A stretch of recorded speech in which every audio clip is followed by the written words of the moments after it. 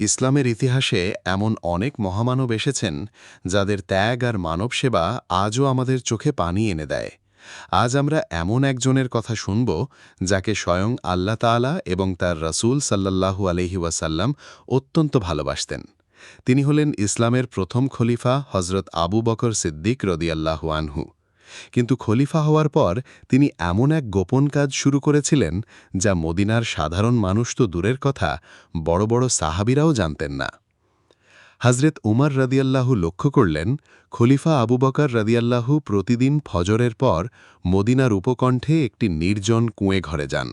সেখানে তিনি বেশ কিছুক্ষণ সময় কাটান এবং এরপর চুপচাপ নিজের কাজে ফিরে আসেন।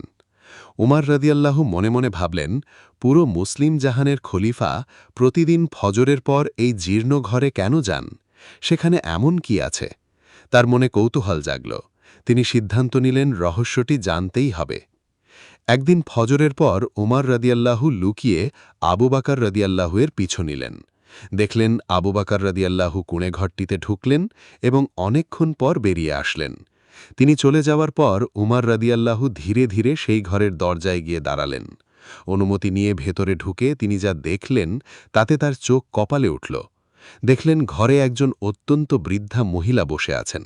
বৃদ্ধাটি শুধু বৃদ্ধই নন, তিনি ছিলেন অন্ধ এবং চলাফেরায় অক্ষম। ঘরের চারপাশ একদম পরিষ্কার পরিচ্ছন্ন। উমর রাদিয়াল্লাহু বৃদ্ধাকে জিজ্ঞেস করলেন, মা, আপনি কে? আর এই ঘরে আপনি একাকী কি করছেন? বৃদ্ধা উত্তর দিলেন, বাবা, আমি একজন অসহায় অন্ধ বৃদ্ধা। আমার দেখাশোনা করার মতো কেউ নেই। উমর রাদিয়াল্লাহু তখন আসল প্রশ্নটি করলেন, প্রতিদিন ভোরে এক ব্যক্তি আপনার এখানে আসে, আমি তাকে চিনি না। তিনি এসে এখানে কি করেন? বৃদ্ধার কণ্ঠস্বরে তখন কৃতজ্ঞতা ঝরে পড়ল। তিনি বললেন, আমি জানি না সেই লোকটির নাম কি। তিনি প্রতিদিন ফজরের পর এখানে আসেন।